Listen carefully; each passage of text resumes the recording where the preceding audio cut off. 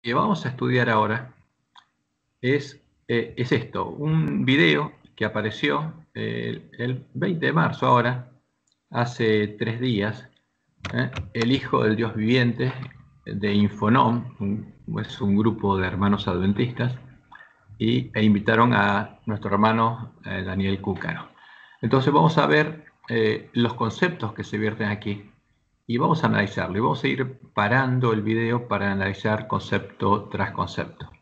A ver si lo podemos hacer así más grande. Ahí se ve un poco más grande. Y podemos hacerlo andar y apagar. Bueno, entonces vamos a empezar a escuchar y vamos a parar los conceptos. Así los podemos analizar entre nosotros.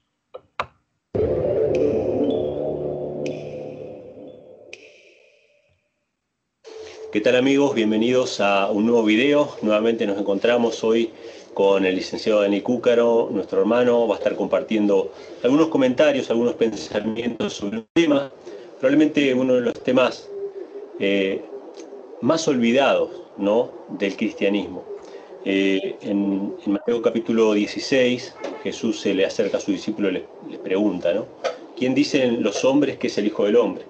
Entonces ellos empiezan de alguna manera a decir las cosas más benevolentes que habían escuchado decir acerca de Cristo, porque habían quienes dijeron que era un endemoniado, un falso predicador, etc. Pero ellos dijeron, bueno, algunos dicen que eres un profeta o Jeremías, alguien que ha resucitado entre los muertos. Entonces Jesús les pregunta directamente a ellos, la gran pregunta, ¿quién dicen ustedes que yo soy? Y ahí Pedro, movido por el Espíritu Santo, dice esa confesión, ¿no? Tú eres el Cristo, el Hijo del Dios viviente. Jesús toma estas palabras y es como que las enmarca de alguna manera diciendo, no te lo reveló carne ni sangre, sino mi Padre que está en los cielos. Y tú eres Pedro, y yo te digo que sobre esta roca edificaré mi iglesia. Entonces vamos a analizar primero esta frase. Entonces Jesús le pregunta a los discípulos qué dicen los hombres de quién es el Hijo del Hombre, o sea, quién era él. Y le dicen diferentes versiones y les pregunta, y bueno, ¿ustedes quién creen que soy? Entonces Pedro le dice, tú eres el Cristo. ¿Y quién es el Cristo? Es el Mesías. Tú eres el Mesías de la promesa. Ahora, el Mesías de la promesa, ¿quién es? Como Dios le había dicho a David. Porque es importante ver eso. Entonces vamos a ver algo de esto. A ver, vamos a ver, yo había aquí. Porque el tema es hablar del Mesías, el Cristo, el unigénito Hijo de Dios. Entonces, por ejemplo, aquí tenemos varios versículos donde en la Biblia se habla de Jesús, pero del Mesías, de Jesucristo hombre. Entonces, aquí habla Dios como de su Hijo, pero no habla de un Dios Hijo. Está hablando de quién, del Mesías, el Hijo de David, que tendría la carne de David, como leemos aquí en 2 Samuel 7, 12 al 14. Esta es la promesa de Dios a David. Y cuando tus días sean cumplidos y duermas con tus padres, yo levantaré después de ti a uno de tu linaje, como sería un hijo de David, el cual procederá de tus entrañas, tendrá tu carne, y afirmaré su reino. Él edificará casa a mi nombre, y yo afirmaré para siempre el trono de su reino. Yo le seré el padre, y él me será a mí hijo. Entonces de esto estaba hablando Pedro. ¿Por qué? Porque está hablando, tú eres el Cristo, tú eres el Mesías, el Hijo de David, porque Jesús le pregunta, ¿quién dicen ustedes que es el Hijo del Hombre? Y es el Hijo del Dios viviente, porque Jehová lo habría engendrado. Y él le sería padre al Mesías, y el Mesías, el Cristo, sería hijo de él. Entonces, y estas son las palabras que encontramos en las profecías de, por ejemplo, el Salmo 2 y el Salmo 89. Entonces, ¿qué dice en Salmo 2? Pero yo he puesto mi rey sobre Sión, mi santo monte, yo publicaré el decreto. Jehová me ha dicho, mi hijo eres tú, yo te engendré hoy. ¿De quién está hablando? Del Mesías, porque es una profecía a futuro. Como dice Jehová, yo le seré el padre y él me será mi hijo. No es que mi hijo se va a hacer hombre. Está diciendo que él iba a levantar de David a un varón, que iba a ser su hijo. Y entonces Y la promesa es esa, Jehová me ha dicho, mi hijo eres tú, yo te engendré hoy. ¿Por qué sería el hijo de Dios? Porque Dios lo engendraría, no un hombre. Dios lo engendraría con la carne de David. Y ahí viene la promesa, pídeme y te daré por herencia las naciones, y como posesión tuya los confines de la tierra. Los quebrantarás con vara de hierro, como vasija alfarero, los desmenuzará. ¿Por qué? Porque él es parte de la simiente de la mujer que vencería al dragón y a su simiente. Entonces acá está hablando de Jesucristo hombre, no de un Dios hijo. Ahora, ¿qué pasa a los que creen en un Dios hijo? Tuercen estas palabras para transformar esto en ¿qué? En la preexistencia de un Dios hijo. Pero Dios está hablando del Mesías. Y los discípulos dicen, tú eres el Cristo. ¿Quién es?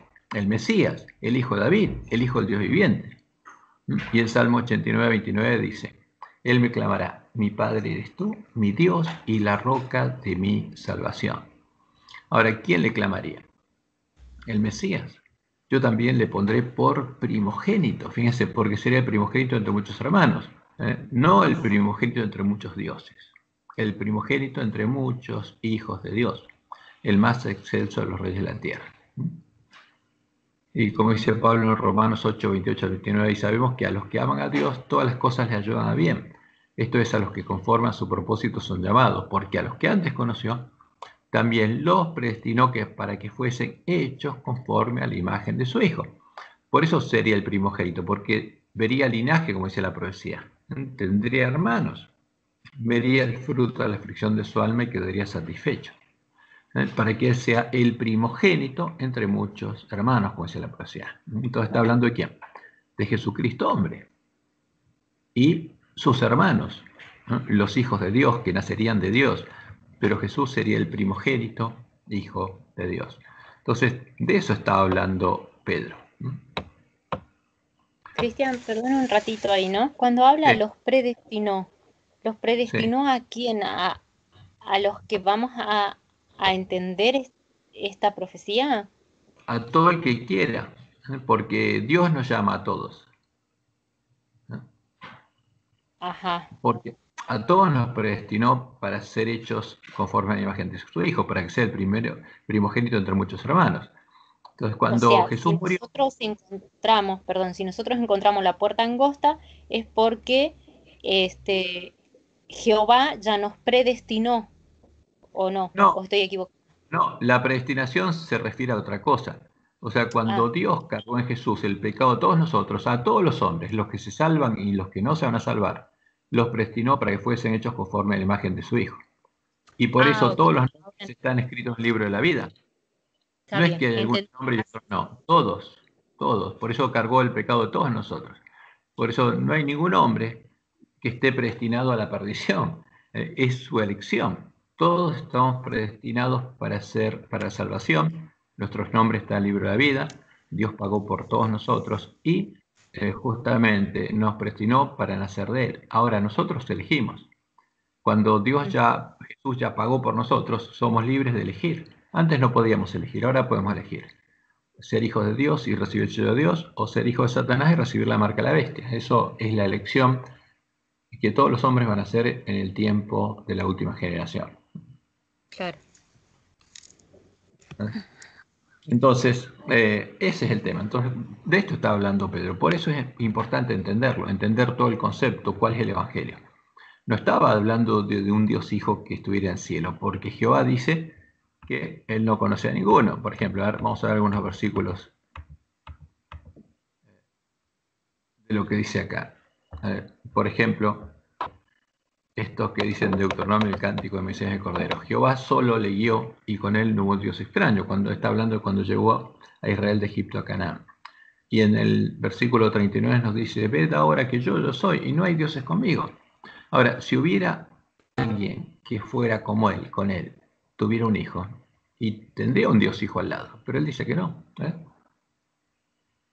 Y en Isaías 44:8 él dice, no hay Dios sino yo, no hay fuerte, no conozco ninguno. O sea, es claro, con él no hay otro Dios, no hay un Dios hijo que él haya engendrado su esencia y su sustancia, y él no conoce a ninguno, y eso es claro.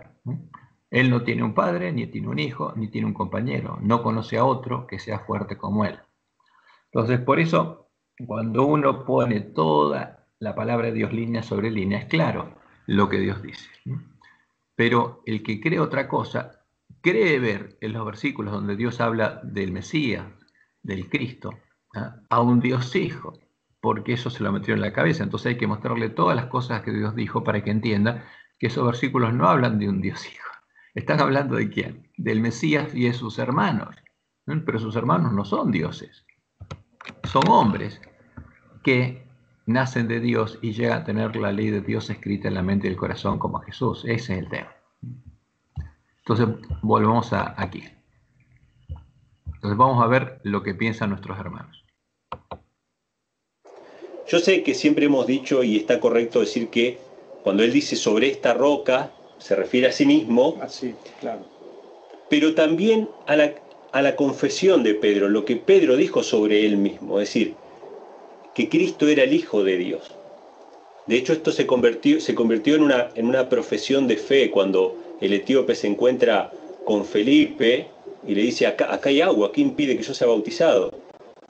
Y Felipe le hace la pregunta, le toma la confesión de fe. Si crees. Si crees, bien puedes, pero no era si crees cualquier cosa. Él dijo, creo que Jesucristo es el Hijo de Dios. Vos sabés que esa confesión fue borrada de la Nueva Versión Internacional. Ah, sí. Sí, es una de las tantas omisiones que ha sido quitada. Para el ecumenismo. Sí, pero esta confesión es tan importante que si nosotros vamos ahora, por ejemplo, al Islam y le preguntamos a un musulmán, de hecho me lo han dejado en los comentarios, un seguidor musulmán que tengo siempre me comenta, me pone, Dios no tiene hijo, eso es una blasfemia. Yo lo leí en el Corán. El Corán lo dice, Dios no tiene hijo. Si vamos al judaísmo nos van a decir Dios no tiene hijo. Jesús a lo sumo era un falso profeta o en el mejor de los casos un verdadero profeta, pero nada más que eso. Ahora, ¿a qué se refieren los judíos? A que Jehová, como él dice, no tiene hijos. Ahora, pero la profecía decía que él iba a engendrar un hijo con la carne de David, que el Mesías iba a ser hijo de él. Entonces, los judíos, ¿qué dicen? Dios no tiene un Dios hijo. Ahora, le pasa que nuestros hermanos tienen un concepto equivocado. Ellos creen que la Biblia está hablando de quién, de que Dios tiene un Dios hijo, un hijo que es Dios. No. Entonces, cuando Pedro dice, tú eres el Cristo, está diciendo, tú eres el Mesías. ¿Y el Mesías quién es? Como dice la profecía, es el hijo de David. Está hablando del hombre que es hijo de Dios. De eso están hablando. Pero ellos, digamos, acá nuestros hermanos van a ver que lo transforman en un Dios hijo. Pero ese es un concepto pagano que fue introducido en el tiempo de la apostasía y que nuestros primeros pioneros arrastraban y ellos lo están tomando de nuestros pioneros, como van a ver. Ahora, ¿qué importancia tiene comprender a Cristo como el Hijo de Dios? Y te hago la pregunta y bueno, después por ahí te comento alguna cosita más. Bueno, el cristianismo se caracteriza justamente porque Cristo es el que cumple la promesa de el niño que habría de nacer. Dice en Génesis capítulo 3 que la mujer dará a luz un hijo. Entonces, fíjense acá, nuestro hermano empieza correctamente. Está hablando de que Cristo es un niño, es un hombre. Es el hijo que nacería de la mujer. Eso es correcto, ese es Cristo. Y ese niño sería hijo de Dios. Hasta ahí correcto. Y que ese hijo es el que destruirá a la serpiente. Bueno, ¿qué importancia tiene ese hijo para la humanidad? Es tan importante que su nombre nos dice la importancia que tiene. Y su nombre es tu nombre. Claro. Sí, sí. Emmanuel. Emmanuel quiere decir que ese niño es Dios con nosotros. O sea, que es Dios hecho carne que vino a estar con nosotros. ¿Por qué un hijo? ¿Por qué no el padre? La figura de hijo es comprensible para aquellos que han tenido hijos. Los que no han tenido hijos, esta figura del hijo es un poco más etérea, se hace un poco más difícil de entender. De la mujer es sencillo, ¿no es cierto? Porque es un hijo de la mujer. Y el concepto de hijo de Dios es sencillo, porque todos sabemos lo que todos tenemos padre. Y todos sabemos lo que significa ser hijo de. No es que sea más sencillo o más diferente. La profecía es clara.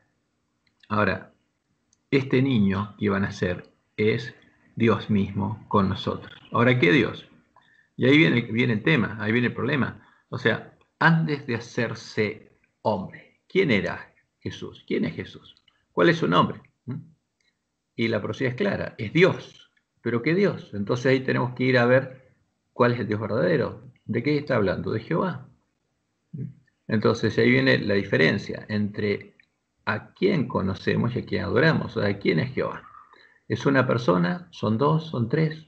¿Quién es? Y Dios es claro, que Él es el único Dios y que no hay otro fuerte, que Él no conoce a ninguno.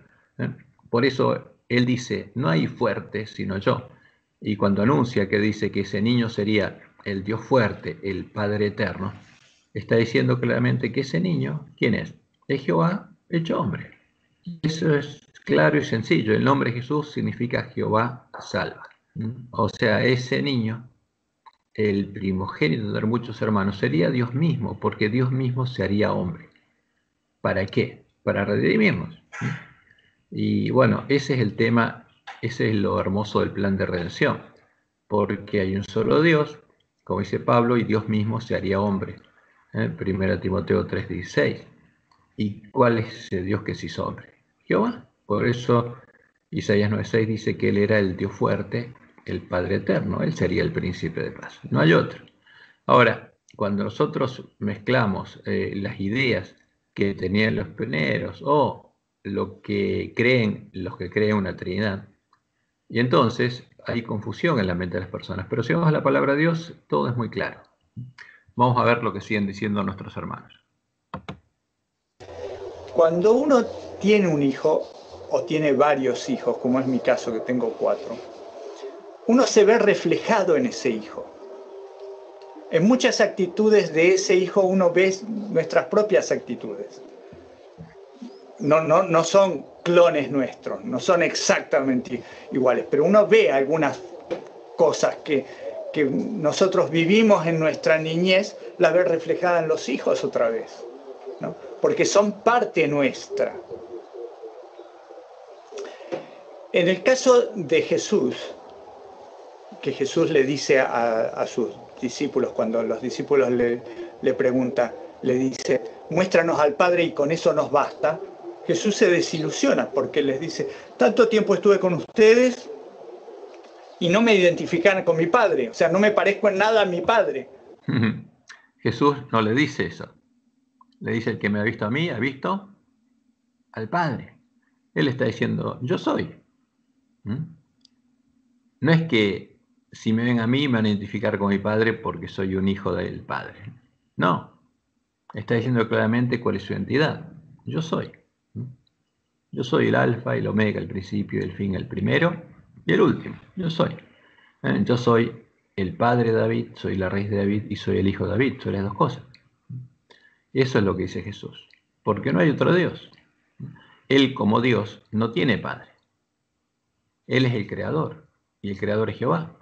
Y Jehová no conoce a otro. Entonces el verdadero Jesús es Jehová. Eso es lo importante. Su nombre es Jehová. Pero no tiene padre. Ahora, vamos a ver que nuestros hermanos creen en un concepto, y creen que el concepto tenían los pioneros, y por eso tratan de explicar o racionalizar por qué Jesús dice, el que me vio a mí, ha visto al Padre. Entonces, ¿qué dice nuestro hermano? Dice, bueno, porque como se refleja el Padre en él, entonces el que lo vio. No, él es Jehová, el Dios fuerte, el Padre eterno, hecho hombre. Por supuesto que tenía escrita en su mente y su corazón la ley de Dios, y que también el que lo veía él, veía el carácter de Dios, la gloria de Dios, como la va a ver en sus hermanos. Ahora, pero todos los hijos de Dios, los que tengan el sello de Dios, el nombre de Dios escrito en la frente, ninguno va a decir, el que me ve, ve al Padre, porque sería hacerse Dios. El único que podía decirlo era Jesús. El que me ha visto a mí, ha visto al Padre. ¿Por qué? Porque yo soy. Y como les dijo claramente, si no creyereis que yo soy Jehová, en vuestros pecados moriréis. En realidad, los discípulos no conocían al Padre, por eso no identificaban a Jesús con el Padre, porque no sabían cómo era el Padre. Querían lo mismo que queremos nosotros, ver cosas que no estamos capacitados para ver y que tampoco entenderíamos si las viéramos. Moisés quería ver al Padre y Elías y otros. Moisés quería ver al Padre, quería ver a Jehová. Ahora, pero ¿quién era el Dios que hablaba con Moisés? ¿Quién era la roca que guió a Israel de Egipto a Canaán? ¿Era quién? El mismo que después hizo hombre. Por eso Pablo claramente dice que la roca que guió a Israel de Egipto a Canaán era Cristo. Y la roca era Cristo. La roca espiritual era Cristo, porque Cristo es esa roca. Entonces, si nosotros... ¿Sí? ¿Sí? ¿Alguien quiere decir algo? ¿Comentario? Entonces, si nosotros decimos que Jehová, la roca, y como dice la Biblia, es nuestro Padre, y Cristo es esa roca, Cristo es nuestro Padre, o sea, porque Cristo es el único Dios verdadero. ¿Y por qué nosotros llamamos a Jehová nuestro Padre? Porque es nuestro Creador. Ahora, si Cristo nos creó, eso quiere decir que Cristo es nuestro Padre. Si no, todo se vuelve incoherente. El que se hizo hombre es Dios, es Jehová, es nuestro Padre, el Dios fuerte, el Padre eterno, por eso se llama Emmanuel, y no hay otro. Ahora, pero si tenemos otro concepto, tratamos de explicar algo que es imposible explicar, porque si el que estaba hablando con Moisés era Jehová, y Jehová dice que con él no había ninguno, entonces, ¿dónde está el Dios Hijo? No existe, y eso es claro. Jesús, como dice la profecía, es Emmanuel, es Dios con nosotros. ¿Qué Dios? Jehová, el único Dios verdadero. Profetas querían ver al Padre, pero eso es imposible, ni siquiera intelectualmente no hay forma de ver al Padre, está muy superior a nosotros. Entonces, Jesús se hace hombre para que nosotros tengamos una vislumbre del Padre que sea adaptable a nuestra manera de pensar, a nuestra manera de ver. Se hace humano para que nosotros podamos identificar algo que podemos ver y podemos entender. Elena de White, Jesús dice que él no tiene principio, la Biblia dice que Jesús, el verbo, no tiene principio, no tiene fin. Y Elena de White... Entonces, fíjense que ahora nuestros hermanos, y por eso es importante arreglar nuestras lámparas. Ahora, si no conocemos lo que pasó con nuestras Biblias, son los cadáveres de los dos testigos, y que los sabios de Roma cambiaron las palabras de la Biblia, vamos a usar las palabras sabios de Roma sin diferenciar, sin analizar si son verdaderas o son falsas. Y podemos tomar las palabras sabios de Roma para hacer doctrina. Entonces, si tomamos Juan 1, 1 al 3, ¿qué aparece ahí? En el principio era el verbo, y el verbo era con Dios, y el verbo era Dios. O sea, claramente habla de otra persona que estaba con Dios y que se llama el verbo, y que como Dios era Dios en el sentido de que tenía su naturaleza, su sustancia, como dice, digamos, dice el credo de Nicea. Entonces, y eso aparece en los escritos de Elena de White, porque a los primeros adventistas tampoco les había amanecido, por eso Dios les dijo que tenían que deshacerse de los errores que habían heredado los paganos y los papistas, porque hasta que no arreglaran sus lámparas y se dieran cuenta de cómo entender cuál es la verdad y cuáles son las palabras sabias de Roma, y no podrían comprender cuál es la verdad. Y como Dios lo dijo, eso recién lo haríamos cuando después de dormirnos nos despertáramos y arregláramos nuestras lámparas, en la última generación. Y este es el tiempo en el que tenemos que hacer eso. dice en dos declaraciones de 1895, las dos son de 1895, pero no son del mismo libro, de la misma revista. Son una de Señales de los Tiempos y la otra de la Review and Herald. Y dice así: porque tanto amó Dios al mundo que ha dado a su Hijo unigénito, no un hijo por creación,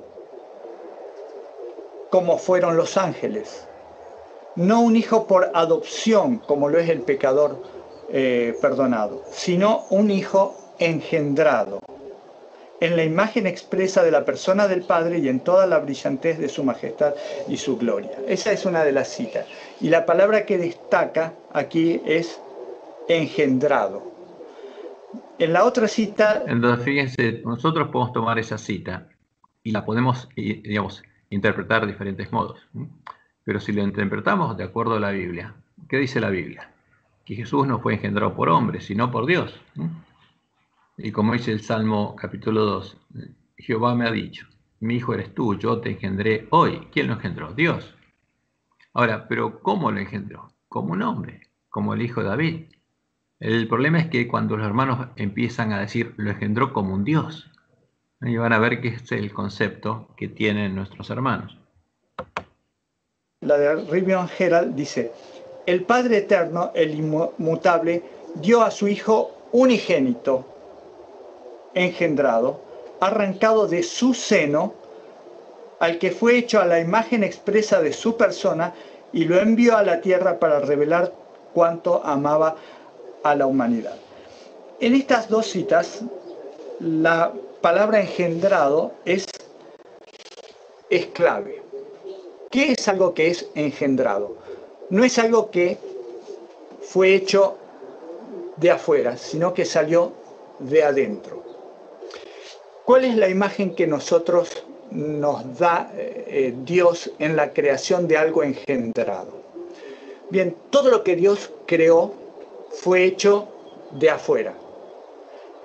Los árboles, las plantas, los seres humanos, los ángeles antes, fueron hechos de la materia o de lo que sea que estén hechos, pero de afuera.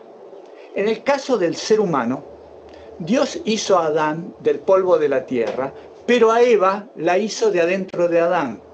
O sea, Eva es engendrada de Adán. Fíjense, este es un error muy grave. A ver, cuando alguien engendra a alguien, ¿quién lo engendra? ¿Adán engendró a Eva? No, no. ¿Quién la creó? La creó Dios. Ahora, tomó algo de Adán para formarla, pero no fue engendrada Adán. Adán no engendró a Eva. Y la Biblia es muy clara, cuando habla del Mesías dice, yo te engendré hoy, pero ¿cómo? Hablando de un hombre. Y como Jesús es el primogénito, tendría hermanos, cuando nosotros nacemos de Dios, como dice Juan, ¿somos engendrados de quién?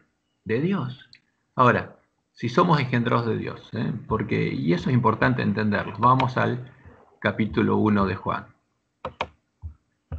Vamos a Juan capítulo 1, porque hay que tener cuidado de interpretar o torcer las cosas de acuerdo a los conceptos, a los preconceptos que tenemos.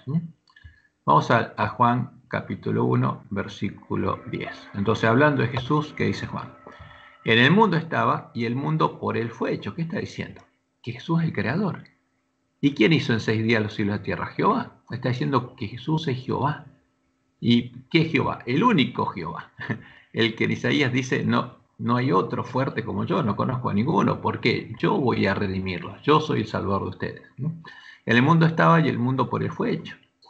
Es Jehová, el Dios de Israel, pero el mundo no le conoció. No entendieron quién era el verdadero Jesús, que era Jehová. Ahora, a lo suyo vino y los suyos no le recibieron. Más a todos los que le recibieron, porque hubo un remanente del pueblo judío que lo recibió. A los que creen en su nombre. ¿Qué significa? Que creen que Él es el Creador, que Él es Jehová. Porque el nombre de Jesús, ¿cuál es? Es Jehová. ¿Y Jesús qué significa? El Salvador es Jehová. Porque ¿quién nos va a salvar? Jehová. Por eso su nombre es Jesús. El Salvador es Jehová. Entonces, para que los que creen que Él es Jehová, Les dio potestad de ser hechos hijos de Dios. ¿Y qué significa ser hechos hijos de Dios? Los cuales no son engendrados. Fíjense, ser engendrados de Dios, de carne, ni de voluntad de carne, ni de voluntad de varón, sino de Dios. Entonces, los hijos de Dios son engendrados de Dios, ¿no? Porque todos los hijos de Dios, si nosotros nacemos de Dios, somos hermanos de Jesús, somos engendrados de Dios. Dios nos engendra. Ahora, ¿qué significa ser engendrado? ¿Que somos dioses? No, no. Entonces, por tener esos preconceptos erróneos, nuestros hermanos están torciendo el significado de las palabras. Ahora, si lo ponemos en el contexto bíblico, línea sobre línea, todo lo que Dios dice, y que nos dice que nosotros somos engendrados de Él. ¿Y ser engendrados qué significa? Ser hijos de Él. Ahora, ¿qué características tenemos que tener de Él nosotros para ser llamados hijos de Dios? Tenemos que tener su nombre escrito en la frente, su carácter, tenemos que tener su ley escrita en la mente y el corazón. O sea, en eso, como dice Pedro, somos participantes de la naturaleza divina. ¿En qué? En que tenemos su ley escrita en la mente y el corazón. No en el resto, somos hombres. No como dice el credo de Nicea, que tenemos su esencia, su sustancia, y que somos fuertes como Él y somos dioses. No, ese es un concepto erróneo. Por eso es importante tener en cuenta esto. Ahora volvamos a lo que dicen nuestros hermanos.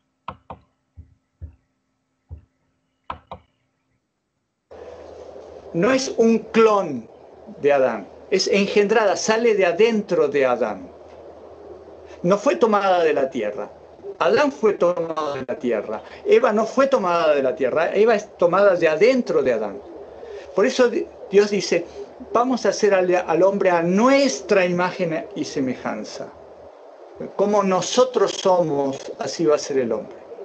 Y el hombre va a tener una capacidad que no va a tener nadie más en el universo, salvo los animales, porque les dice multiplíquense, ¿no? El objetivo de Dios al hacer este planeta es la multiplicación de los seres, cosa que en otros planetas y con otros seres no ocurre. En el caso de los ángeles no ocurre. Jesús le dijo a los saduceos, en la resurrección seréis como ángeles. No habrá casamiento, no habrá uniones de pareja, no habrá herencia, no habrá herederos, o sea, no habrá hijos. Los ángeles no tienen hijos, no tienen sexo. No nos vamos a meter en eso que son discusiones bizantinas. Pero el caso del hombre y la mujer es muy característico, es muy específico. Dios los hace a su imagen y semejanza. Se pueden reproducir, pero ellos dos forman parte de un todo. Por eso cuando Adán dice, con Eva somos uno. Eva y yo somos uno, hechos de la misma carne. Ella es carne de mi carne, huesos de mis huesos. Adán entiende eso. Y Jesús es engendrado del Padre, es de adentro del Padre. Eso es lo que dice la Biblia en todos lados. O sea, fíjense que no es así, porque la Biblia está hablando de ¿quién? De Jesucristo, hombre, que tiene la carne de David, procedería de las entrañas de David. Entonces ahí hay que tener mucho cuidado, porque Jesús es ¿quién? Dios mismo hecho hombre. No es otro Dios que salió, un Dios Hijo engendrado del Dios Padre, como es el credo de Nicea. Ahora, nuestros hermanos tienen ese concepto. Vamos a ver cómo lo van a expresar, porque toman los versículos de Juan 1, 1 al 3, Hebreos 1, 1 al 3, etc. y repiten el concepto de Nicea. La única diferencia es que, como los arrianos, primeros arrianos, creían en las dos primeras definiciones del credo de Nicea y no creían en que la tercera persona fuera, justamente el Espíritu Santo fuera otra tercera persona, como sí creía Atanasio y los que defendían la Trinidad. Pero el concepto es de Dios Padre, es de Dios Hijo, engendrado del Dios Padre, su esencia, su sustancia. Como todos los dioses paganos engendraban hijos, ¿no? Y que es la base del politeísmo, esa sí la creían los arrianos. Y nuestros primeros pioneros también la creían. Hay más disquisiciones, pero La Biblia es clara. Jesús fue engendrado, fue sacado de adentro de Dios. Por eso es como Dios. Estaba con Dios en toda la eternidad. Entonces fíjense, a ver, la Biblia cuando habla engendrado, yo te engendré, hoy está hablando del Mesías. Y como él empezó hablando claramente, es la simiente de la mujer. No está hablando de un Dios hijo. ¿De dónde sale el concepto del Dios hijo? De Nicea, del credo de Nicea. Y vamos a ver que está en justamente los conceptos de los pioneros, está en los libros de Nahuay. Por eso muchos de nuestros hermanos al leer esos libros se confunden. Y no tienen en cuenta lo que dijo nuestra hermana, que no usen sus testimonios para hacer doctrina. Porque ella se dio cuenta claramente cuando los usó Kellogg para defender la doctrina de la Trinidad, que ahí había muchas cosas que se podían usar para hacer doctrina. Ella dijo claramente, nunca la vuelvan a usar. Usen la Biblia sola para hacer doctrina. Mis testimonios y mis escritos no fueron dados para ese uso. Estaba dentro de él, así como Eva estaba dentro de Adán, solo que en un momento... Eva no estaba dentro de Adán. Simplemente Dios y su milagro tomó una costilla. Ahora, pero una costilla no tiene cerebro, no tiene corazón, no tiene nada. Es un símbolo que Dios usó para mostrarle a Adán que Eva tenía la misma carne que él, y que era la varona, porque él vio que cada uno tenía su pareja y él no tenía una pareja, no tenía una ayuda idónea. Es un símbolo que Dios tomó para que Adán la reconociera a Eva como, ¿quién? Una igual a él. Y la costilla la tomó al lado del corazón, dicen algunos. Pero lo importante es eso. A ver, Dios hizo un milagro y creó a Eva. No tomó, fíjense, si Eva y Adán eran prácticamente iguales, del mismo tamaño, ¿qué tenía que Dios hacer? Si le sacaba todo eso a Adán, quedaba la mitad de Adán. Es un símbolo que toma. Entonces, ahora, llevar al extremo para tratar de explicar algo, este concepto, que es erróneo, y es un error, porque no es lo que Dios dice. Porque tenemos que basar nuestra fe en una ciencia de Jehová, y Dios no dice esto. Y todos estos conceptos no son bíblicos, y no tienen un soporte bíblico. No podemos encontrar un soporte bíblico a esto, porque Jehová es muy claro. Con Él no hay otro que sea como Él, y Él no conoce a ninguno. No hay Dios sino yo, no hay fuerte, no conozco a ninguno. Y es muy claro. Entonces, estos son, digamos, los errores que tenemos todos los hombres y que se arrastran de credos que tratamos de explicar. Entonces, esta es una explicación humana de un credo, pero que se aparta de una así dice Jehová. Fue separada de él. O sea, al principio del día en el cual Dios creó a Adán, la creó a Eva también. Pero Eva... No la creó a Eva, porque recién cuando Adán se dio cuenta que estaba solo, Dios hizo dormir a Adán y creó a la mujer. Eva apareció hacia el final del día, claro, con su forma, ¿no? Esa es una vislumbre que nosotros tenemos de cómo es que Jesús es Dios. No es creado, es engendrado. Esa es la diferencia entre creado y engendrado. Entonces ahí, fíjense, está el mismo concepto. Es un Dios que salió de otro Dios, pero es el concepto pagano, un Dios engendrado. Es el concepto que son las cosas sacrificadas a los ídolos que los apóstatas usaron para definir la doctrina de Jezabel. Ahora, nuestros hermanos, por supuesto, no lo saben, pero todos los adventistas tenemos que entenderlo. Ahora, cuando entendemos la verdad, lo que Dios dice, todo lo que Dios dice, ponemos línea sobre línea, todo lo que Dios dice, ahí somos probados. Creado es de afuera y engendrado es de adentro. Esto es claro. O sea, podemos darle muchas explicaciones, pero la palabra es así. Engendrado es que salió de adentro.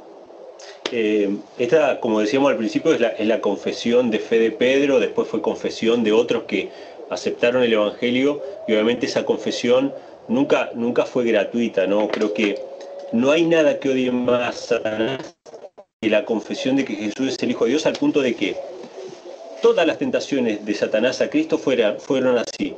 Si eres el Hijo de Dios, sí, haz esto. Si eres el Hijo de Dios, bájate de la cruz. Entonces, ¿Cómo respondió Jesús a Satanás? Cuando Satanás le dijo, si eres hijo de Dios, haz que estas piedras se conviertan en pan, o di que estas piedras. ¿Y qué le dijo Jesús?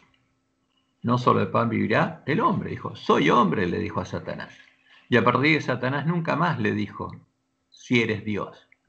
Le quiso insinuarle eso y Jesús claramente le contestó, soy hombre, soy una oveja. Ahora, fui engendrado por Dios, pero soy hombre. Ese es el Mesías, ese es el verdadero Jesús, el verdadero Cristo. Ese es lo importante. Si eres el hijo de Dios, o sea, y vemos hoy que esto es sorprendente para mí, Dani, pero, o sea, lo repito cada vez que puedo porque me parece algo muy importante, el único pueblo que tenía esta verdad, siguiendo en línea, ¿no? En línea genealógica, podríamos decir desde los días de Pablo, los valdenses, ciertos reformadores protestantes y el pueblo adventista. No hay más, no hay otra iglesia, no hay otro pueblo. Y acá hay un error. Ahora, ¿quiénes usan Juan 1, 1 al 3 y Hebreos 1, 1 al 3? Los primeros son los católicos, porque lo que eran ellos, lo pusieron en la Biblia. Ahora, los verdaderos valdenses, a los que habla de Juan y conflicto de los siglos, no creían esto. No creían en la bandera negra de los paganos, ni estos conceptos filosóficos que se trajeron de los paganos. Ellos no creían esto. Ahora, esto creían ¿quiénes? Los arrianos, los trinitarios y nuestros pioneros, que tenían conceptos arrianos erróneos. Esta no era la fe de la iglesia primitiva. Ahora, ¿quién cree que Jesús es un hijo engendrado de Dios? Todos los católicos, porque es el concepto que creó Roma. No es un concepto adventista, es el concepto que creó Roma, porque lo que está planteando acá nuestro hermano Emanuel, como que es algo propio de los adventistas, lo creó Roma, es el creó Nicea, es la doctrina de Jezabel, es el fundamento del paganismo, que hay hijos, los dioses engendran hijos, porque salen de adentro, tienen su esencia, su sustancia, es el creó Nicea. No es un concepto verdadero, es un concepto falso. Y no es nada especial de los pioneros, porque todos los católicos creen en eso, y todos los jesuitas creen eso. Y es un error, y por eso Dios le dijo tenían que hacerse esos errores que provenían de los paganos y los papistas, los pioneros. Que haya recibido estas verdades del Hijo unigénito, como lo plasmó Elena G. de White en sus escritos, como lo recibimos nosotros. No fue fácil para los pioneros adventistas ponerse de acuerdo en esto, porque una característica que tenían los pioneros adventistas es que todos eran antitrinitarios. Todos eran antitrinitarios. Muchas veces se dice algunos eran antitrinitarios. Yo he investigado a todos los pioneros adventistas y todos eran antitrinitarios. Todos. Así que cuando alguien dice algunos eran antitrinitarios, no está hablando de los pioneros adventistas que surgieron de 1844. Probablemente esté hablando de otros pioneros adventistas después de 50, 60 o 70 años de la fundación de la iglesia adventista, que sí empezaron a entrar dentro a la iglesia adventista personas convertidas que eran trinitarias, venían de iglesias trinitarias. Y esto es correcto. A ver, los adventistas, al comienzo, en el tiempo que eran parte de Filadelfia, en el tiempo que Dios le dice que eran parte de Filadelfia, eran antitrinitarios, y Dios no se ofendía de eso, porque decían algo que es correcto, que la doctrina de Trinidad fue creada con cosas sacrificadas a los ídolos. Ahora, pero ellos no se dan cuenta que sus conceptos provenían de ahí, no llegaban a entenderlo, por eso Dios le dijo que tenían que cesarse los errores paganos y papistas. La diferencia es que no estaban dormidos. Pero como dice nuestro hermano, al final del siglo XIX empezaron a entrar a la iglesia adventista muchos que eran trinitarios, y eso se manifestó en el tiempo de la apostasía alfa, cuando Kellogg introdujo su doctrina de la Trinidad panteísta. La tercera parte de los pastores adventistas lo apoyó y se puso del lado de él. Y ahí ese fue el primer gran conflicto que hubo en la iglesia, y hubo una división. Ahora, pero los pioneros eran conscientes de que la Trinidad era errónea, y sabían que era la doctrina de Jezabel, y que Jezabel había perseguido y asesinado en defensa de esa doctrina, pero no conocían la verdad. Ese es el tema, eso es lo importante. Unos eran católicos, otros eran luteranos. y otras religiones, ¿no? Pero los pioneros fundacionales, no eran más de 20, los pioneros fundacionales eran todos antitrinitarios. ¿Por qué? Yo siempre me pregunto, ¿por qué Dios elegiría a un grupo de hombres antitrinitarios que luego tendrían que convertir a la iglesia al trinitarismo si, al ser antitrinitarios, ellos estaban poniendo las bases de la verdadera religión? Esos hombres que eran extremadamente cristianos, que amaban a Dios, pero además muchos de ellos eran de una lucidez impresionante. J.N. Andrews, John Andrews, era un hombre que sabía varios idiomas y tenía una cultura que dejaba chiquito a cualquiera. Ese hombre realmente podemos decir que no sabía lo que hacía. Aceptó el sábado, aceptó la reforma pro salud y no aceptó el trinitarismo. ¿Por qué no lo aceptó? Porque no estaba de acuerdo con la Biblia. Estaba de acuerdo sí con las tradiciones y con un montón de enseñanzas que luego vendrían a introducirse en la iglesia adventista. Pero la iglesia adventista, y yo me opongo, y me opongo fervientemente al uso de la palabra trinitarismo dentro de la iglesia adventista. La Trinidad no es algo bíblico, es una disquisición de San Atanasio y de otros durante los siglos II, III, IV de la iglesia cristiana, pero no es bíblico. ¿Qué palabra tenemos que usar? La misma palabra que utilizó Elena de White. Elena de White escribió muchísimos libros y utilizó una sola palabra: divinidad. Y nunca usó la palabra Trinidad. Entonces, ¿por qué la usamos? Porque es una palabra que conviene al ecumenismo mundial. Porque el ecumenismo mundial se centra justamente dentro del cristianismo, a que todos los que aceptan el ecumenismo son trinitarios. El apóstol Juan dice que si queremos ver en alguna cosa el amor de Dios, dice: en esto se ve el amor de Dios, en que Dios envió a su Hijo. De hecho, Juan 3:16, ¿no?, el texto más conocido: de tal manera amó Dios al mundo que dio a su Hijo. Pero si Jesús no es el Hijo, entonces se desfigura ese amor. O sea, lo que quiere Satanás es desfigurar ese amor, ¿no? Y hablaba con un hermano que es unitario estos días. Unitario significa que considera que el Padre y el Hijo son la misma persona. No que el Padre es una persona y el Hijo es otra persona, no que considera que el Padre y el Hijo es el mismo ser. Entonces él decía que en realidad no era amor entregar al Hijo. Amor verdadero era bajar él mismo y entregar su propia vida. Y yo me quedé pensando en esto y decía, claro, desde la mentalidad egoísta es así.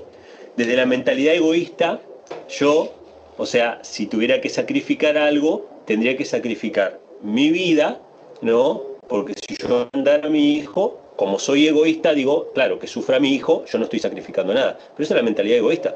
Pero de la mentalidad de amor, de nuestro Padre de amor, no hay nada peor para un padre, yo se los puedo decir por experiencia. Pero fíjense, todo esto son pensamientos de hombre.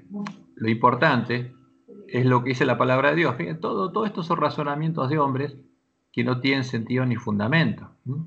Porque la palabra de Dios es clara. Ahora, ¿qué dice? Vamos a la palabra de Dios. Y vamos a ver lo mismo, pero de la Biblia. Entonces cuando Dios anuncia a la venida del Mesías, ¿qué dice en Isaías 44, versículo 8? Dice: no temáis ni os amedrentéis, no te lo hice oír de la antigüedad y te lo dije, luego vosotros sois mis testigos. No hay Dios sino yo, no hay fuerte, no conozco ninguno. Ahora, si Jehová no conoce a otro y él es el omnisapiente, ¿existe otro? No, no existe, no hay otro. No hay Dios sino yo, no hay fuerte, no conozco ninguno. Entonces, ¿a qué Dios hijo iba a mandar si no hay ninguno? A ninguno. Por eso en Isaías 9:6 nos dice que el Mesías, al que Dios engendraría, porque a él saldría un renuevo, ¿quién es? Sería el mismo. El Dios fuerte, el Padre eterno, sería el príncipe de paz. Ahora, esta es la palabra de Dios, a la ley del testimonio. ¿Qué pasa con nuestros hermanos? No les ha amanecido porque lo que dicen es contrario a la ley del testimonio de los profetas. Dios es claro, no hay Dios sino yo, no hay fuerte, no conozco a ninguno. Y en el versículo 6, ¿qué nos dice? Así dice Jehová, Rey de Israel, y su Redentor. ¿Quién es nuestro Redentor? Jehová. Isaías 43, ¿qué nos dice ahí?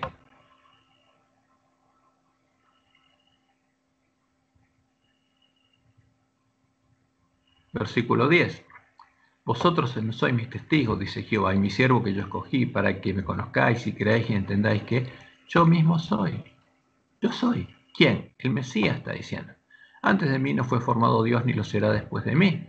Yo Jehová, y fuera de mí no hay quien salve. Ahora, aparte de Jehová, ¿había otro que pudiera salvar? No. Dice, yo anuncié y yo salvé. ¿Quién nos salvó? Jehová. E hice oír, y no hubo entre vosotros dios ajenos. Vosotros pues sois mis testigos, dice Jehová, que yo soy Dios, yo soy. No hay otro. Y en el capítulo 45 nos dice claramente. A ver, y el problema es que a nuestros hermanos no les ha amanecido. Dice, proclamad de hacerlos acercarse y entren todos en consulta. ¿Quién hizo oír esto desde el principio y lo tiene dicho desde entonces, sino yo Jehová? Y no hay más Dios que yo. A ver, ¿hay otro más? No, la Biblia es clara. Ahora, es que el que dice otra cosa no le amaneció, o sea, no leyó la palabra de Dios, no, y no se basa en así dice Jehová, directamente no le amaneció. Dios justo y salvador, ningún otro fuera de mí, no hay otro. Mirad a mí y sed salvos todos los términos de la tierra, porque yo soy Dios y no hay más. Por mí mismo hice juramento, y boca salió palabra de justicia, y no será revocada, que a mí se doblará toda rodilla y jurará toda lengua, y se dirá de mí, ciertamente en Jehová está la justicia y la fuerza, a él vendrán, y todos los que contra él se enardecen serán avergonzados, en Jehová será justificada y se gloriará toda la descendencia de Israel. ¿Quién es nuestro Redentor? Jehová, y lo anunció, y lo dijo, y lo dijo, y lo dijo, y lo dijo. Por eso, cuando anunció el Mesías, en el versículo Isaías 9:6, ¿qué nos dice? Porque un niño nos es nacido. ¿Qué está hablando? Un niño, o sea, un niño engendrado por él. Ese es el unigénito Hijo de Dios. Porque Dios se puede hacer hombre una sola vez, porque es Él. No puede haber más de uno que sea Jehová. Hay uno solo que puede ser Jehová. Entonces, porque un niño nos es nacido, hijo nos es dado, y el principado sobre su hombro. Y se llamará su nombre admirable consejero, Dios fuerte. ¿Cuántos dioses fuertes hay? Uno solo. ¿Cuántos padres eternos? Uno solo. ¿Quién es el Mesías? Es el Padre eterno, es Jehová, ¿no? Porque Jehová es nuestro Padre, porque Él es nuestro Redentor, porque nos formó con sus manos. Ahora, y el que dice otra cosa, y es claro, no le ha amanecido, ¿no? Está hablando otras cosas que vienen en su imaginación y trata de explicar cosas que no son de la palabra de Dios. Es una distorsión y no le ha amanecido. No entendió, no le ha amanecido. Y es claro. Y a nuestros hermanos, por supuesto, que dicen estas cosas, no les ha amanecido. Experiencia propia que ver sufrir a un hijo. O sea, nosotros no tenemos una dimensión de la entrega que hicieron el Padre y el Hijo por nuestra salvación. Entonces, entender que Jesucristo es el Hijo de Dios le da dimensión al amor. Que además también las personas que dicen que Dios envió a su Hijo a morir porque Él no quería venir a morir, no entiende primero, Jesús se ofreció a morir. Claro. No fue obligado por el Padre. Jesús se ofreció a morir. ¿Y por qué se ofreció a morir? Porque Él era el responsable de la creación. Jesús es el que creó nuestro planeta. Fíjense acá de vuelta, un concepto que se mezcla, creo en Nicea. Ahora, Jesús es el creador, por supuesto, Él es Jehová. Ahora, ¿pero tiene un Padre ante el cual se ofreció? No, Jehová no tiene Padre, porque 6 días hizo Jehová los cielos y la tierra. ¿Tiene un Padre Jehová? No, no tiene un Padre.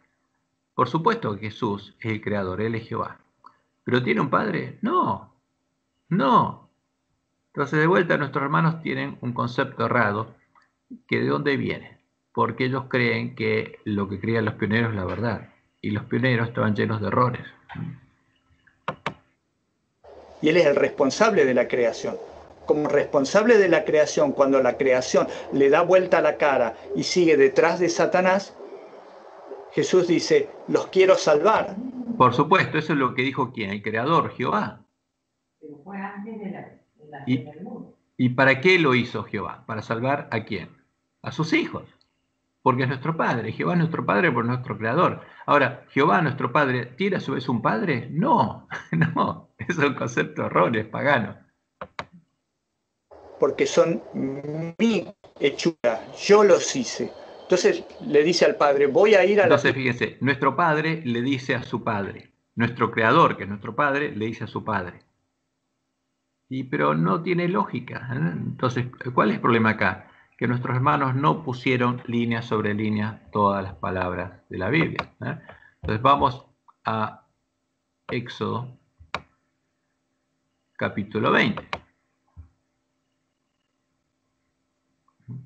Porque ahí Jehová, el que estaba guiando a Israel de Egipto a Canaán, le dice esto. ¿Cuál es el cuarto mandamiento? Acuérdate del día de reposo para santificarlo. 6 días trabajarás y harás toda tu obra. Mas el séptimo día es reposo ¿para quién? ¿Es reposo para quién? Para Jehová tu Dios. ¿Y quién es Jehová? Nuestro Creador. No hagas en él obra alguna, tú, ni tu hijo, ni tu hija, ni tu siervo, ni tu criada, ni tu bestia, ni tu extranjero que está dentro de tus puertas, porque en 6 días hizo Jehová. ¿Quién hizo? Jehová. Jehová. Ahora, por supuesto que este es el verdadero Jesús. Pero es el Creador. Pero tiene un Padre, no. Entonces el que nos hizo es nuestro Padre, porque en 6 días hizo Jehová los cielos y la tierra, el mar y todas las cosas que en ellos hay, y reposó el séptimo día. Por tanto, Jehová bendijo el día de reposo y lo santificó, como dice Juan. En Juan no dice, el mundo estaba y el mundo por él fue hecho. ¿Quién estaba ahí? Jehová. Ahora, ¿y por qué nosotros lo llamamos Padre? ¿Por qué hay que llamar Padre a Jehová, a nuestro Creador? Y es claro. Entonces, en el cántico Moisés y Cordero, el cántico van a cantar todos los redimidos, Moisés empieza diciendo, versículo 3, porque el nombre de Jehová proclamaré, engrandeced a nuestro Dios. Él es la roca. O sea, Jehová es la roca, como dice Pablo, Cristo es la roca que llevó a Israel de Egipto a Canaán, cuya obra es perfecta, porque todos sus caminos son rectitud. Dios de verdad y sin ninguna iniquidad en él, es justo y recto. La corrupción no es suya, de sus hijos se la mancha, generación torcida y perversa. Así pagáis a Jehová, pueblo loco e ignorante. ¿No él es tu Padre? ¿Quién es? Jehová es nuestro Padre, que te creó. Entonces, ¿por qué Jehová es nuestro Padre? Nuestro Creador es nuestro Padre. ¿Por qué Él nos creó?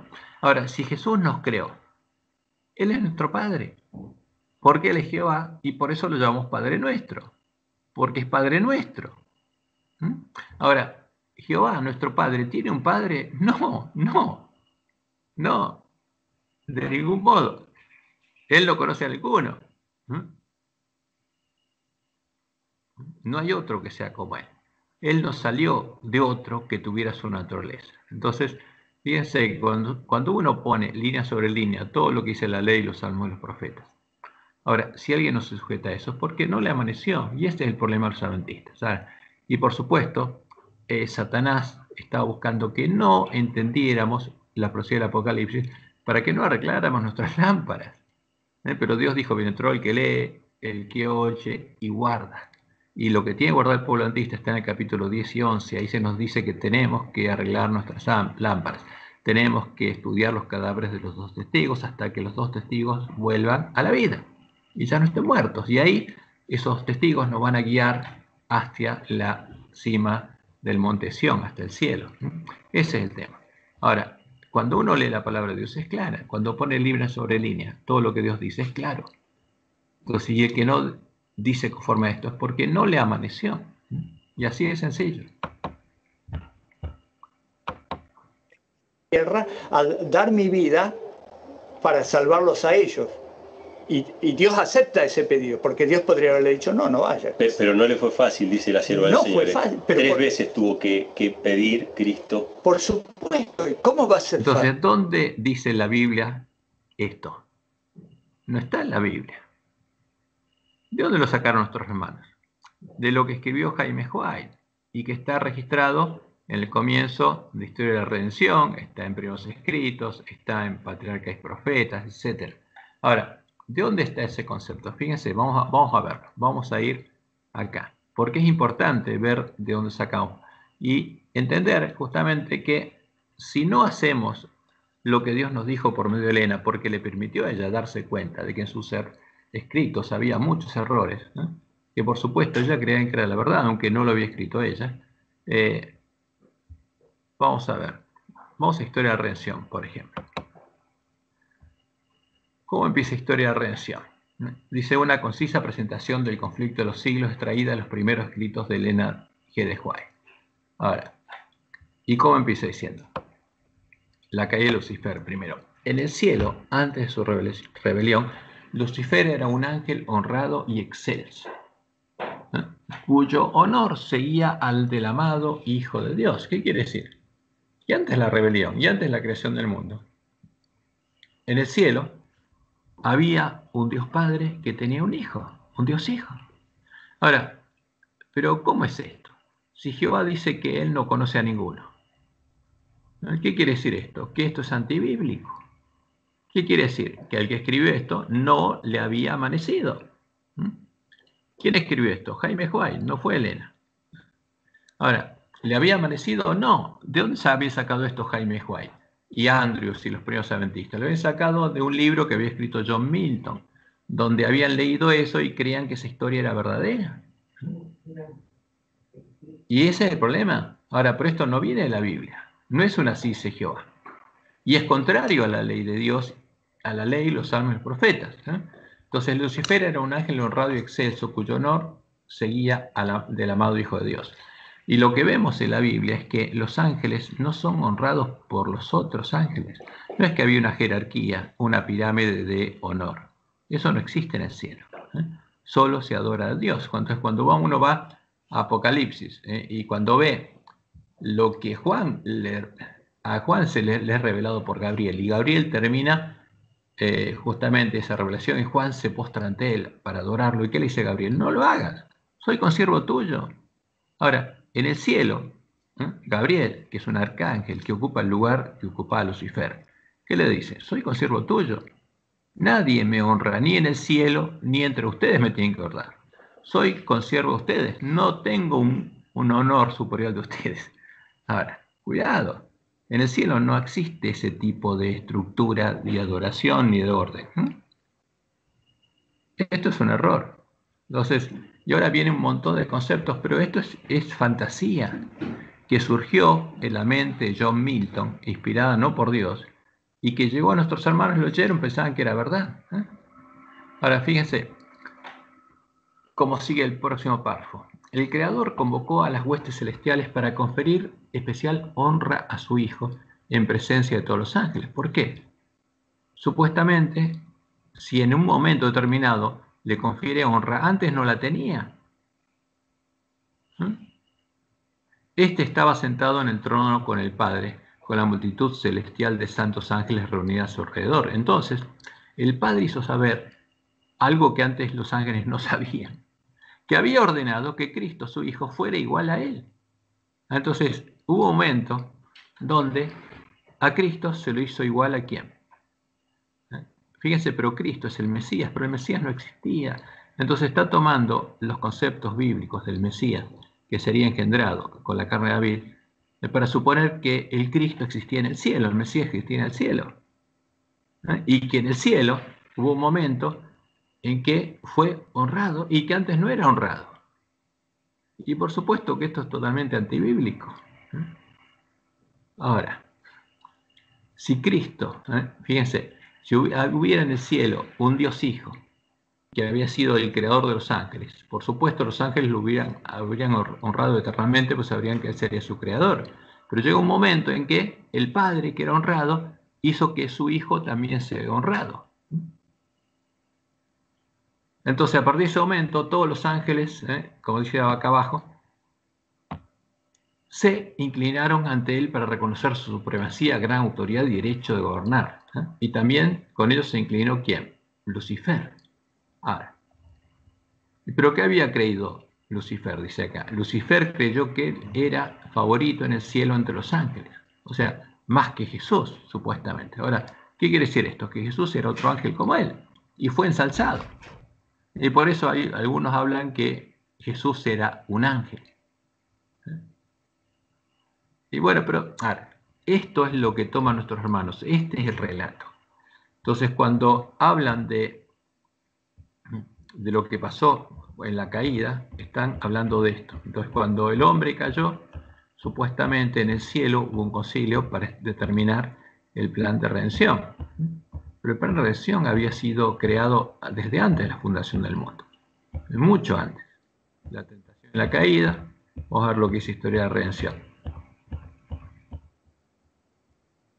El plan de salvación.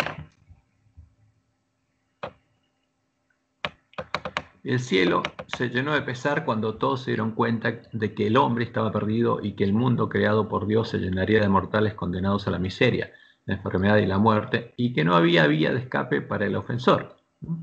¿Por qué? Porque hasta ese momento no había plan de redención. Y eso es el tema. Ese es el concepto que está acá. Toda la familia de Adán debía morir. Contemplé al amante Jesús y percibí una expresión de simpatía y pesar en su rostro. Pronto lo vi aproximarse. ¿Por qué? Supuestamente, acá hay una visión donde se ve que este Dios Hijo se aproxima al Dios Padre. Al extraordinario y brillante resplandor que rodea al Altísimo. Mi ángel acompañante dijo, está en íntima comunión con su Padre. La ansiedad de los ángeles parecía ser muy intensa, mientras Jesús estaba en comunión con Dios. 3 veces lo encerró el glorioso resplandor que rodea al Padre, y cuando salió la tercera vez se lo pudo ver. Entonces esto es lo que dicen nuestros hermanos. 3 veces tuvo que suplicarle al Padre que le dejara tomar el lugar del hombre. Su rostro estaba calmo, libre de perplejidad y duda, y resplandecía con una bondad y una amabilidad que las palabras no pueden expresar. Entonces informó a la hueste angélica que se había encontrado una vía de escape para el hombre perdido, que antes no existía. Fíjense, no había vía de escape. Y ahora se había encontrado una. ¿Cuándo? Después de que el hombre pecó. Y por supuesto esto no es bíblico, no tiene nada que ver con así dice Jehová. Y al que escribe esto, obviamente, no le había amanecido. Esto no fue inspirado por Dios. Les dijo que había suplicado a su Padre y que había ofrecido su vida en rescate para que la sentencia de muerte recayera sobre él. Ahora, y este es un concepto totalmente pagano sobre Dios, porque no hay una sentencia de muerte. Lo que Dios le dijo a Adán, que el pecado lo llevaría a la muerte. Ahora, ¿quién es el Dios de la muerte? ¿Quién creó la muerte, el dolor, el clamor y que va a dejar de existir? Satanás. No es que Dios iba a asesinar y matar a Adán y Eva y a sus hijos. No es que había una sentencia de muerte. No, esa es otra cosa. Este es un concepto pagano. Ahora, pero está aquí porque son las cosas heredadas de los paganos por los primeros adventistas. O sea, por eso Dios le dijo que tenían que deshacerse de todos los errores heredados de los paganos y los papistas. Y tenían que escudriñar diligentemente las escrituras para entender la verdad. Tenían que llegar a entender cómo arreglar sus lámparas, porque estos conceptos son totalmente contrarios a la revelación de Dios.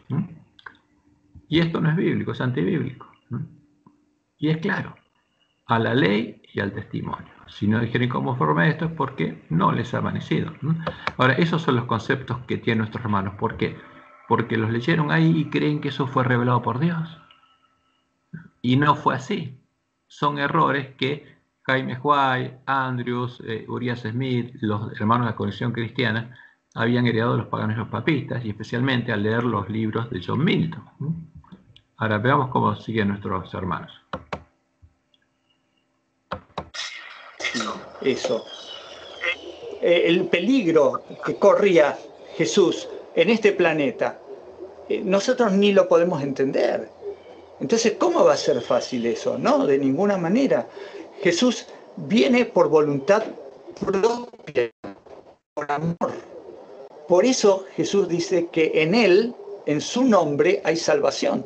Porque el nombre de Jesús, Yahshua, es Jehová salva. Entonces, fíjense, ahora, el nombre de Jesús es Jehová salva. ¿Por qué eso lo identifica a Jesús? Él es Jehová.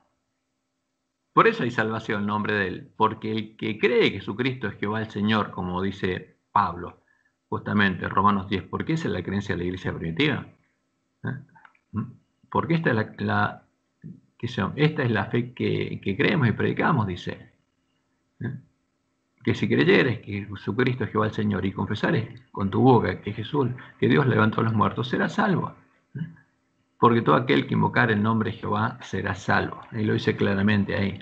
Ahora, nuestros hermanos, como tienen estos otros conceptos la cabeza, eso les ciega los ojos y no pueden ver que el mismo nombre de Jesús, que define su identidad, está diciendo que Jehová salva. ¿Quién es el Salvador? El Salvador es Jehová. Eso es lo que dice, eso es lo que significa Yahshua. El Salvador es Jehová. Jehová es el Salvador. Está identificando al Mesías. Jesús es Jehová, eso está diciendo. El Mesías es Jehová.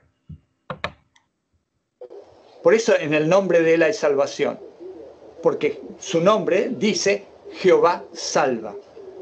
Los dos se unen para salvarnos. A ver, pero, ¿cómo que los dos? Jehová y uno solo. Jehová salva. Entonces ahí está el tema. Hasta que no nos deshiciéramos de los errores que tenemos en nuestra mente, los paganos papistas, no podríamos comprender la verdad. ¿Ves? Y por supuesto, esa es la condición del ángel de la Odisea, hasta que no encuentre la puerta estrecha. Porque el Dios Hijo, engendrado del Dios Padre, de su esencia y su sustancia, tomando esos conceptos de Hebreos, fíjense, ¿de dónde los toman? Hebreos 1, 1 al 3, y Juan 1, 1, 1 al 3. Son los conceptos de la Trinidad, son los conceptos paganos. Esa es la puerta ancha, no es la puerta estrecha. Ese es el problema. Y algunas personas cuando escuchan eso dicen, pero ustedes no creen en el Espíritu Santo. Claro que creo en el Espíritu Santo. Claro que sí. Jesús mismo habla del Espíritu Santo. Dios habla del Espíritu Santo. Dios es Espíritu. Dios es Santo. Por lo tanto, el Espíritu de Dios es santo. Jesús le dice a los discípulos, cuando yo me vaya, les enviaré mi Espíritu. Jesús es santo. Su Espíritu, por lo tanto, es santo. Así que el Espíritu Santo existe y el Espíritu Santo nos convence de pecado. Pero muchas veces me parece que la gente se obnubila con algunos temas que consideran importantes y se vuelven demasiado estrechos y piensan que si los otros no entienden este tema, se van a perder para siempre. El único tema, el tema de la divinidad, no es un tema de salvación. Y este es un tema muy delicado. Sí es un tema de salvación. Si yo le oro a Baal, si adoro a la imagen a la que adora la bestia, ¿es un tema de salvación? Por supuesto que sí. Porque si le oro a Baal, me tiene que salvar Baal.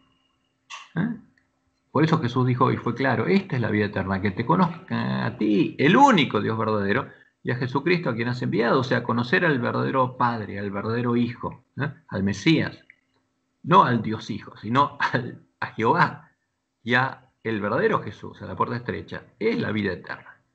Ahora, si nosotros adoramos a Satanás y recibimos la marca de la bestia, y cuando Satanás venga lo estamos adorando, ¿cómo que no es un tema salvador? Es esencial, ese es el mensaje del tercer ángel. Por eso Dios nos mandó predicar el mensaje de los tres ángeles, porque es esencial para la salvación. Tenemos que predicar quién es el Dios verdadero, a quién hay que adorar, cuál es el evangelio verdadero, cuál es el vino de Babilonia, que Babilonia le dio beber a todas las naciones, y por eso todo el mundo cree estas cosas. ¿Y cuál es la imagen a la que adora la bestia, a la que no hay que adorar? ¿Cuál es el anticristo? ¿Cuál es la abominación asoladora de la que habló el profeta Daniel, que como dijo Jesús, va a venir cuando llegue el fin, porque Dios se lo va a permitir? Y todo el mundo que recibió la marca de la bestia se va a postrar ante él y lo va a adorar. ¿Es esencial para la salvación? Por supuesto que sí, es el centro de la salvación. ¿Quién nos puede salvar? ¿Y cuál es el verdadero evangelio? ¿Y cuál es el vino de Babilonia? ¿Y cuál es la imagen a la que no hay que adorar? Es el centro del mensaje adventista. Es el centro de la salvación. Alguien que cree en la Trinidad, cuando escucha la verdad, sigue creyendo eso, no se va a salvar. Va a recibir la marca de la bestia. Ese es el tema. Es esencial para nuestra salvación. Lo tenemos que entender, lo tenemos que estudiar para no caerlos en los engaños de Satanás, porque Satanás quería establecer una Trinidad en el cielo. Elena de White en el capítulo 1 de Patriarcas y Profetas lo deja bien claro, que la intención de Satanás era establecer una Trinidad en el cielo. A ver, fíjense, ahora hablamos de patriarca y profeta. Vamos a patriarca y profetas. Patriarca y profetas. Vamos al capítulo 1. De vuelta. El origen del mal. Historia de los patriarcas y profetas. Capítulo 1, el origen del mal. ¿Qué dice acá? Esto también lo escribió Jaime. ¿Y qué dice acá? El soberano del universo no estaba solo en su obra benéfica. Tuvo un compañero, un colaborador que podía apreciar sus designios y que podía compartir su regocijo al brindar felicidad a los seres creados. En el principio era el Verbo, ¿no? Y el Verbo era con Dios y el Verbo era Dios. Este era en principio con Dios. ¿Qué toma Juan 1, 1 y 2? ¿Qué pasa? Claramente, no había arreglado su lámpara. No se había dado cuenta el que escribió esto, que estos, como Dios les mostró a Elena de White y después la visión de un conflicto, ¿qué eran? Estos eran parte de las palabras de los sabios de Roma, porque esto es contrario a la ley y el testimonio de los profetas. Entonces, había una persona con Dios y Dios dice que no conocía a ninguno. El soberano del universo no estaba solo, tuvo un compañero. No, después sigue diciendo, Cristo, el verbo, es un concepto pagano. El verbo es el concepto que amoldó Platón. El verbo es el agente de otro Dios, el Dios agente. Entonces Cristo, el verbo, estas son cosas sacrificadas a los ídolos. El unigénito de Dios era uno solo con el Padre, el Eterno, uno solo en naturaleza. ¿Qué quiere decir? Que había otra persona que era Dios. O sea, esto es politeísmo, ya hay dos. ¿Y de dónde toma esto? De ahí. Entonces, en carácter y en propósito, era el único que podía penetrar en todos los signos y fines de Dios y llamarase su nombre admirable, consejero. ¿Cuál era su nombre? Y no podían ver esto. Dios fuerte, Padre eterno. Ahora, ¿quién es el Dios fuerte, el Padre eterno? ¿Es el Hijo? No. ¿Dios Hijo? No. Está hablando que el Mesías es el Padre eterno, no es el Dios Hijo. Y bueno, entonces toman todos estos versículos y tenía una mezcolanza terrible porque no les ha amanecido. Entonces, pero el Hijo, el ungido de Dios, la misma imagen, su sustancia, resplandor su gloria, ¿de dónde lo toman eso? Hebreos 1, versículo 3. Ahora, ¿de dónde sale ese concepto de sustancia, esencia, como dice Roma? No existía en la Biblia, ella lo usó para definir el credo de Nicea en el siglo IV y después lo puso en la Biblia. ¿Qué pasaba con nuestros pioneros? Y no les había amanecido. Entonces, estaban hablando cosas que son contrarias a la ley y al testimonio de los profetas. Es muy claro, no les había amanecido. Entonces, ¿qué tenemos que hacer nosotros? Hacer como un beriano. Entonces, ¿por qué nuestros hermanos creen en esto? Porque no hicieron lo que hicieron los berianos.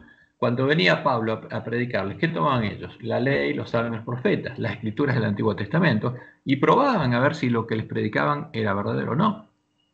Y esto, por supuesto, esta casa vuela por los aires, porque es falso. En Juan 1, del 1 al 3, Hebreos 1, 1 al 3, y todas las otras palabras de los sabios de Roma que metió en la Biblia, vuelan por los aires. ¿Por qué? Porque Jehová es muy claro, con él no hay dioses. Ahora, ¿pero qué pasaba? Él sabía que en nuestro tiempo habría una falsa roca. ¿De dónde vendría? ¿De Babilonia? Claro. Vamos a ver lo que Dios dice.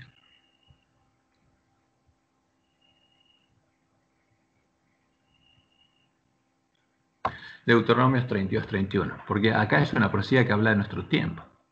Y dice que la roca en minúscula de ellos no es como nuestra roca. Acá habría dos rocas, la verdadera y la falsa. Como Jesús dice que habría una puerta verdadera y una falsa. Y el que entrara por la puerta verdadera, la puerta estrecha, construiría su casa sobre la roca, sobre Jehová.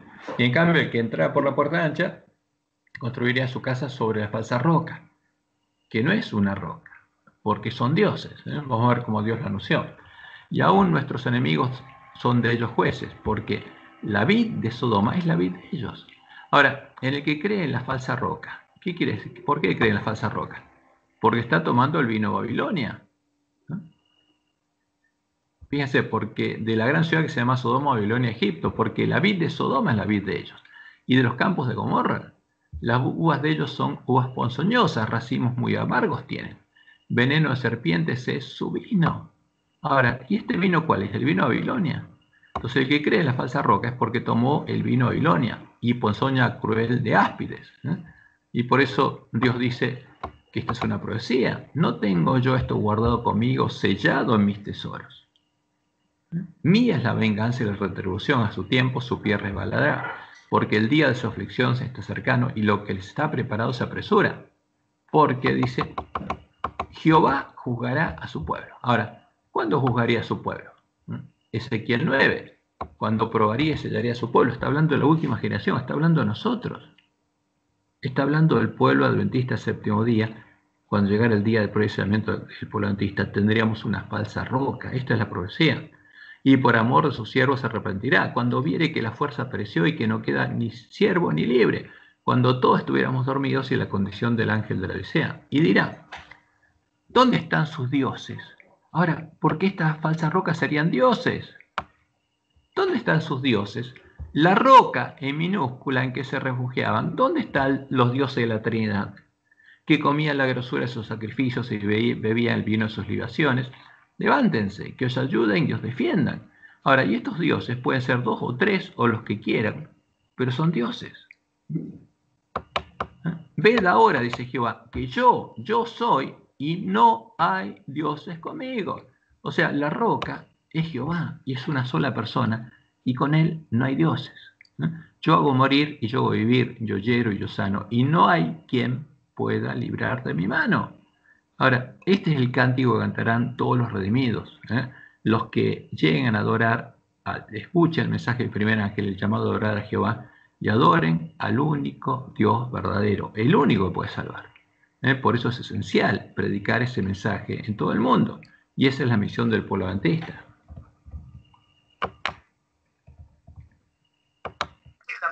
La mayoría de los adventistas no han leído el capítulo 1, y si lo leyeron el capítulo 1 del Patriarca y Profeta, ni siquiera lo entendieron.